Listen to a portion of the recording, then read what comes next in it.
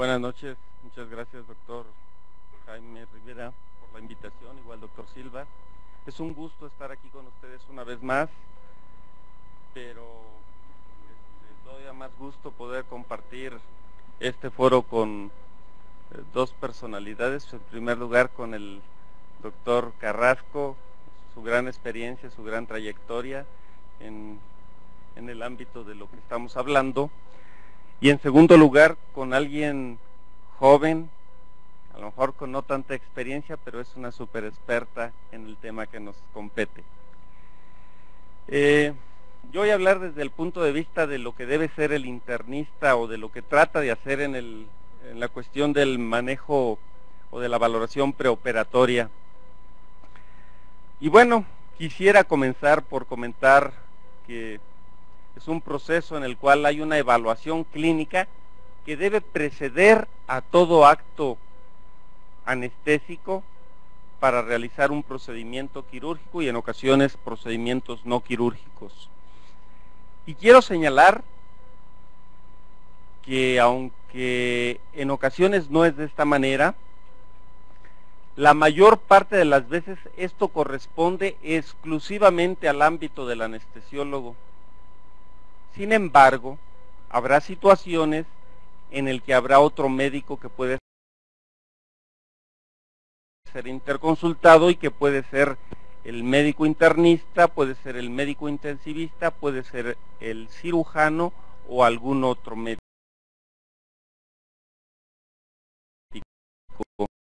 de apoyo. Y bueno, como en toda la medicina, ¿me escucho mejor? Como en toda la medicina,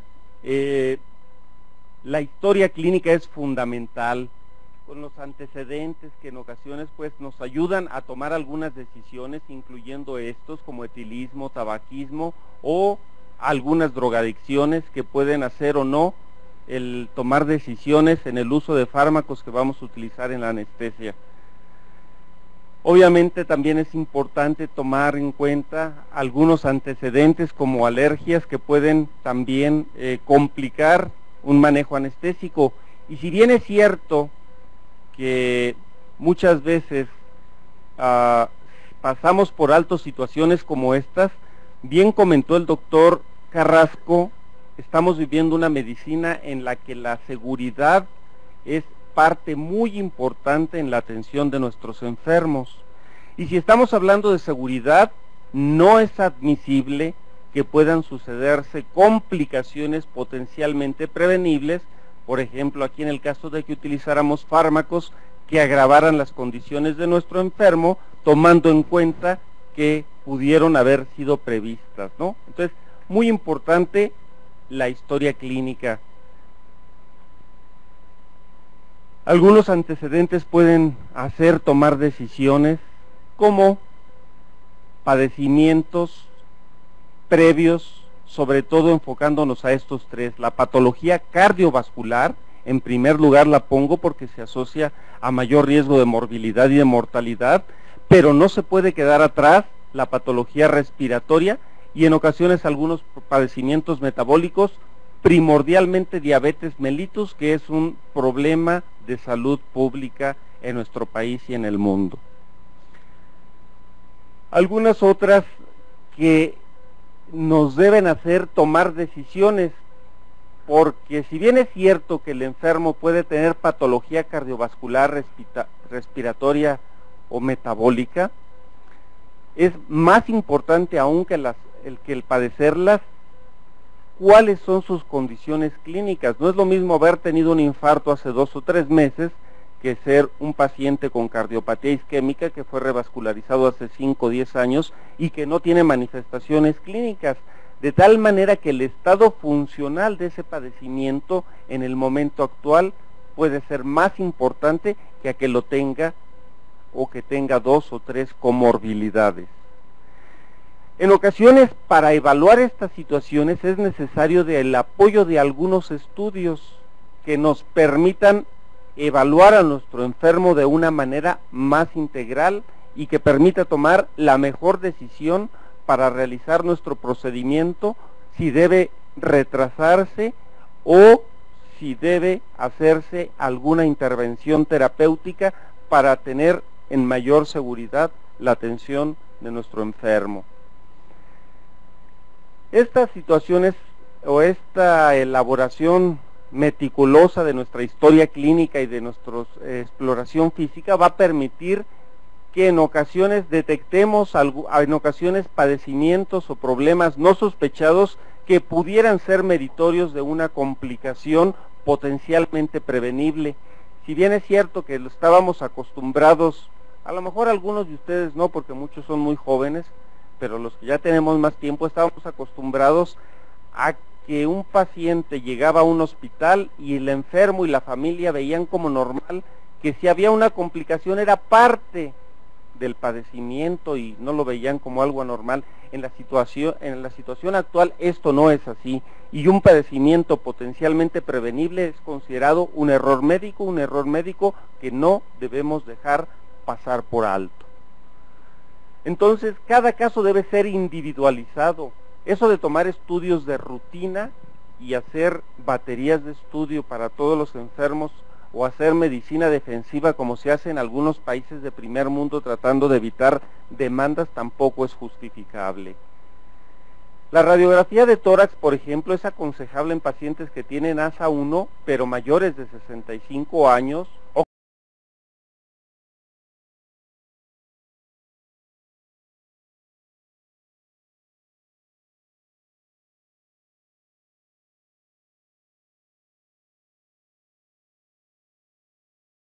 que son obesos o fumadores, o aquellos que tienen historia clínica en la que se sugiera patología cardiopulmonar, pero no rutinariamente debemos hacerla. En ocasiones lo hacemos de esta manera. Se ha visto en estudios controlados que no se ha obtenido mayor beneficio si lo hacemos de manera indiscriminada para todo enfermo que va a ser sometido a un procedimiento quirúrgico. De igual forma, el electrocardiograma, por ejemplo, es una prueba que pues es inocua, tiene un costo pues, más o menos accesible, se aconseja para todos los adultos.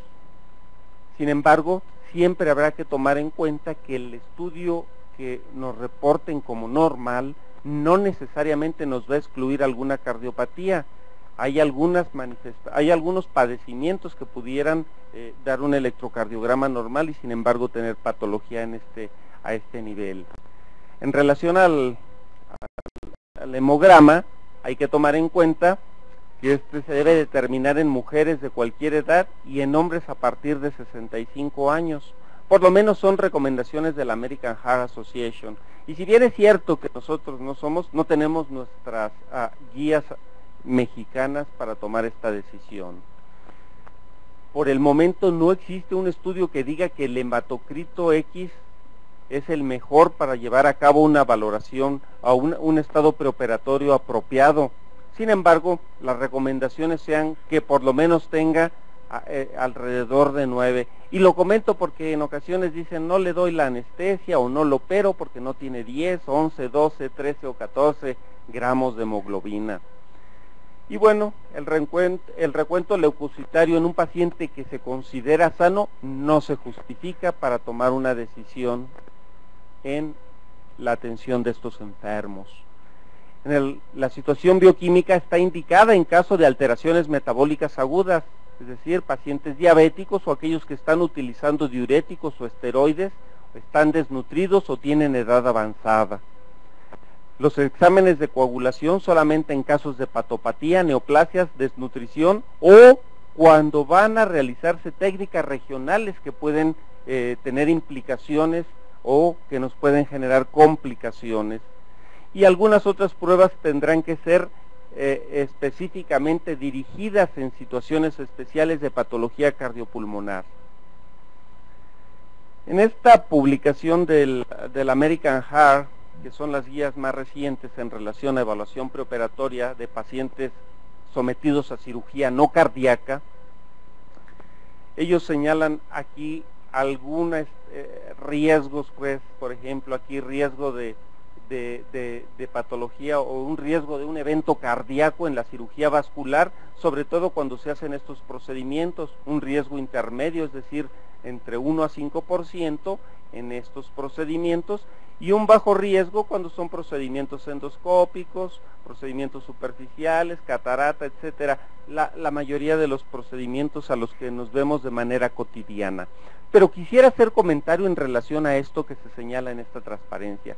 En 2004 en los Estados Unidos se hicieron 35 millones de procedimientos quirúrgicos, y fíjense, de esos 35 millones se encontró que 3.9% de los enfermos presentaron un evento cardiovascular mayor, y esto quiere decir que fue un infarto no fatal o una muerte cardíaca y una muerte cardíaca que se reanimó y terminó siendo no fatal, o un paro cardíaco fatal.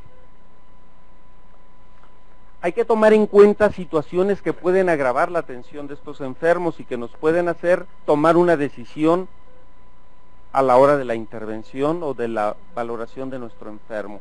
Y las situaciones que nos pueden incrementar nuestro estrés quirúrgico son pues una anestesia preferentemente general, la pura intubación con la liberación de catecolamina, sobre todo en pacientes susceptibles.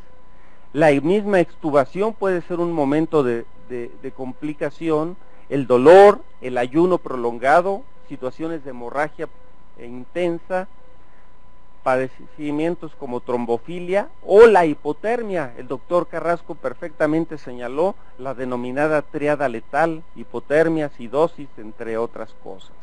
Todos estos pueden incrementar el riesgo de un evento cardiovascular que se deberá tomar muy en cuenta. Seguramente en ese 3.9% de la evaluación de estos casos llevados en Estados Unidos, corrían algunas de esas situaciones que no fueron tomadas en cuenta y por tanto no previstas. Aún tomando en cuenta, puede haber casos en los que se suceda, pero si nos sucede tomando las precauciones necesarias, era un evento no previsto. El problema es cuando es un evento que se pudo prever y no se tomó una decisión. Es muy importante recordar que ningún examen debe hacerse a menos que pueda influir en el tratamiento. ¿Qué caso tiene que yo les solicite una batería de estudios tan importante que no me va a hacer tomar ninguna decisión para hacer o no hacer alguna intervención en mi enfermo? Nada más le incremento los costos y pudieran ser simplemente en ocasiones solamente pacientes que salen de las desviaciones estándar y que tienen alguna normalidad que podrían nada más retrasarme y encarecer el costo de mi atención y no necesariamente voy a tomar alguna intervención. La valoración preoperatoria tiene como objeto, y por eso decía que debe ser del anestesiólogo primordialmente, excepto cuando existe alguna patología por la que él sugiera que la vea el internista, que la vea algún cardiólogo, que la vea algún endocrinólogo, debe ser con la intención de obtener recomendaciones concernientes al riesgo. Es decir, ¿yo para qué quiero como anestesiólogo que alguien me diga tiene un grado 1, un grado 2, un grado 3, un grado 4? Eso no tiene ninguna importancia. Lo que quiero es que me diga qué le voy a hacer a mi paciente si tiene diabetes descontrolada, hipertensión descontrolada, si tiene un hipertiroidismo, si tiene un feocromocitoma, si tiene una patología que pueda hacer que se me complique, si tiene una cardiopatía isquémica inestable. Esto pues para evitar problemas cardíacos en el perioperatorio y prever riesgos y pueda yo tomar decisiones terapéuticas. Si no es para eso, una valoración preoperatoria por parte del internista no tiene ningún valor. El problema al que nos enfrentamos es que las valoraciones que vemos y que les ha tocado a la mayor parte de ustedes ver por parte de nosotros los internistas es valoraciones para que nos digan grado 1, grado 2, grado 3, grado 4, eso no tiene importancia, como ustedes lo saben. Y para esto obviamente es muy importante, se ha comentado, revisar o, si no existe, realizar una historia clínica completa, esto es interrogatorio y exploración, evaluar la severidad y si existe estabilidad o no del estado del enfermo, es decir, si tiene cardiopatía isquémica, está bien, está estable, no hay problema, está inestable, hay problema, está estable pero tuvo un infarto reciente, habrá que hacer el análisis. Hay que determinar siempre si se encuentra en la condición médica más razonable de acuerdo al contexto quirúrgico. Es decir, el enfermo está inestable, pero es una emergencia, o bueno, lo propio sería decir urgencia, pues para quien me diga que emergencia no existe en el castellano como lo que quiero decir, entonces a lo mejor pongo en la balanza que es más apropiado. Pero si el contexto quirúrgico lo permite, yo estabilizo a mi enfermo y después tomo la decisión de que se deba meter a cirugía. Siempre es muy importante recomendar cambios en el tratamiento o sugerir algún estudio diagnóstico que me permita tomar un cambio. No debo hacerlo de otra manera, si no, no es útil mi valoración. Y estos estudios preoperatorios, si los realizo, solamente los recomendaría cuando estos pudieran permitir realizar un cambio en el procedimiento quirúrgico, retrasarlo horas o días, o tomar una decisión terapéutica antes de. Sin embargo, cuando se trata de una urgencia, esta se limitará a evaluación rápida de signos cardiovasculares, hidratación apropiada, un electrocardiograma y solo los estudios más esenciales que puedan hacerme ponerlo en las mejores condiciones para que decida en ese momento, ya lo paso a quirófano. Si la situación es menos apremiante, pues puedo cancelar una cirugía electiva y evalúo las condiciones que tiene de comorbilidad para mandarlo en las mejores condiciones posibles al quirófano. Es muy importante recordar que un paciente que tiene tercer ruido apical puede sugerirme insuficiencia del ventrículo izquierdo y debo tomar acciones terapéuticas, un soplo, una enfermedad valvular. Si el paciente tiene estenosis aórtica severa y se debe de meter a cirugía, pues a lo mejor lo tengo que hacer en caso de una urgencia, pero debo considerar que hay alto riesgo de que se me pueda complicar en el perioperatorio y tener las condiciones necesarias para tomar una acción terapéutica. A llegarme o informarle al cardiólogo, al internista, apóyame en este momento porque puede en el posoperatorio o en el transoperatorio complicarse. Igual sucedería en el caso de estenosis mitral significativa o cuando tenemos insuficiencias mitrales o aórticas, sabemos que puede haber una endocarditis, valorar el uso de profilaxis antimicrobiana, o si me lo hace en el posoperatorio, saber de qué estamos hablando, que el paciente se me está complicando por algo que yo presuponía que podía suceder. Y obviamente pues habrá que hacer las medidas tendientes a tratar de evitar estas situaciones. ¿Qué padecimientos me ponen en principal riesgo a mi enfermo? Pues estas comorbilidades, la pulmonar, la diabetes mellitus, la insuficiencia renal, los trastornos hematológicos y obviamente la patología cardíaca, sobre todo cardiopatía isquémica inestable. Sabemos que el EPOC y la neumopatía restrictiva son las principales fuentes de complicaciones respiratorias perioperatorias. ¿Y cuáles? Las señaladas aquí, hipoxemia, hipercapnia, etcétera, etcétera. Todas las que ustedes ya conocen y no voy a repetir. Cuando el caso es avanzado hay que evaluar antes de la cirugía la capacidad residual funcional y la respuesta a broncodilatadores y si el paciente es un retenedor de CO2, porque eso me puede permitir qué acciones tomar, si utilizar incluso si está descompensado antimicrobianos o trabajos de función respiratoria que me permitan disminuir el riesgo de complicaciones o incluso espirometría incentiva en el posoperatorio inmediato. En casos en que existe alguna exacerbación en estos padecimientos en el que la respuesta inflamatoria es importante, incluso el uso de broncodilatadores y esteroides pueden ayudar a mejorar a mi enfermo.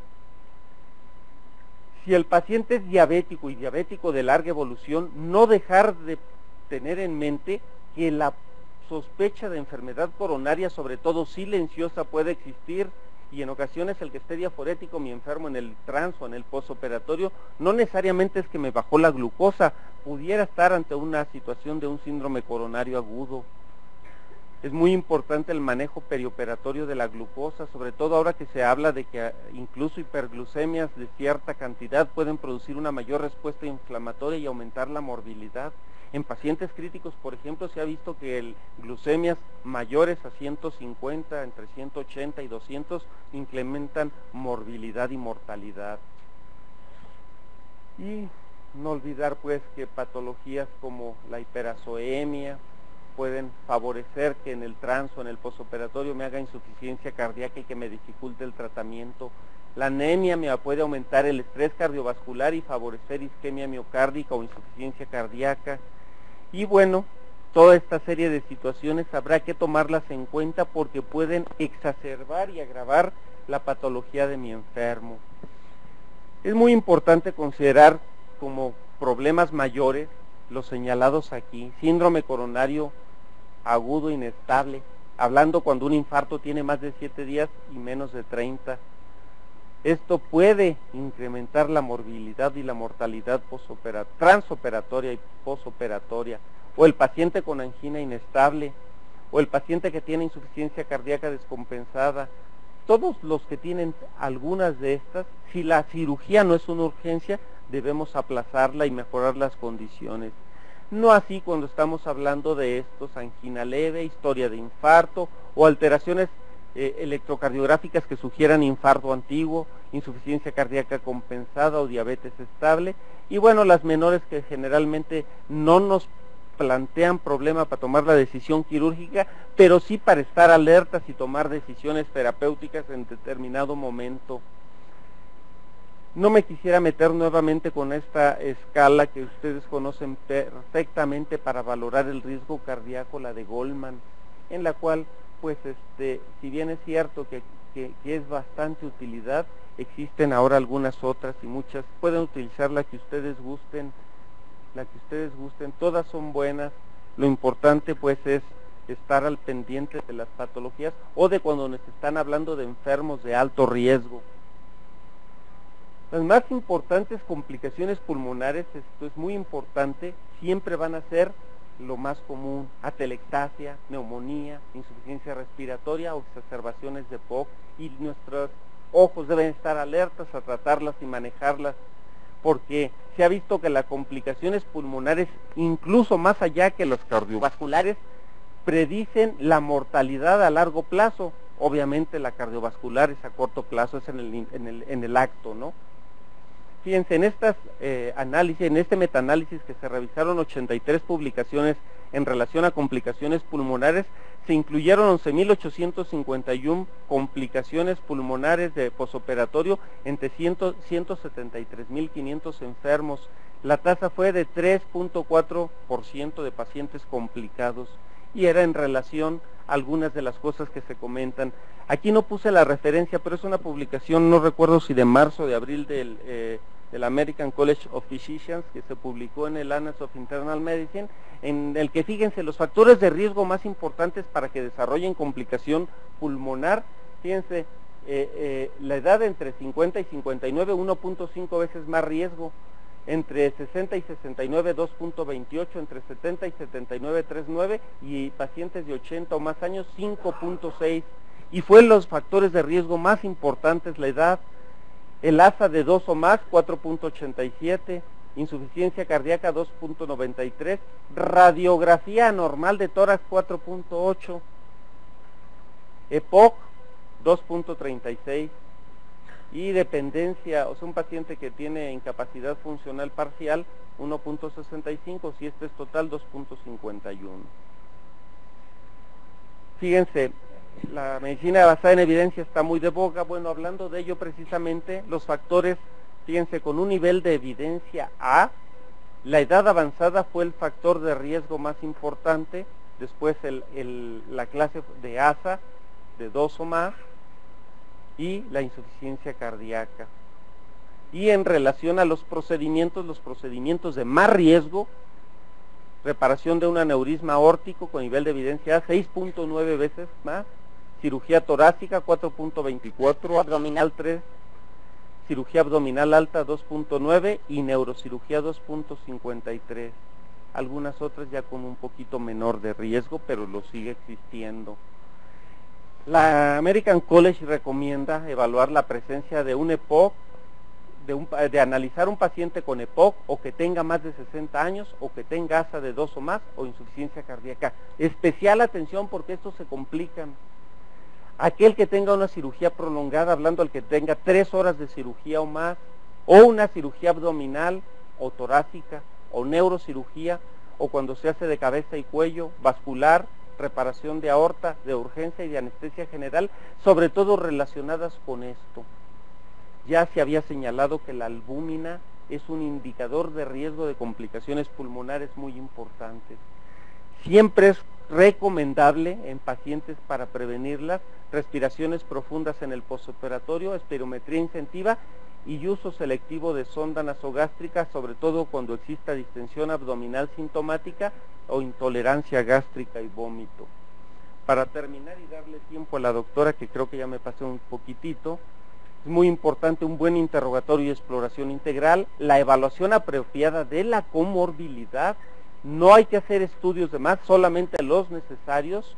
Las recomendaciones de tratamiento y de estudios deben ser de acuerdo a la evidencia existente y siempre es muy importante la evaluación de un equipo multidisciplinario para obtener mejores resultados. Muchas gracias.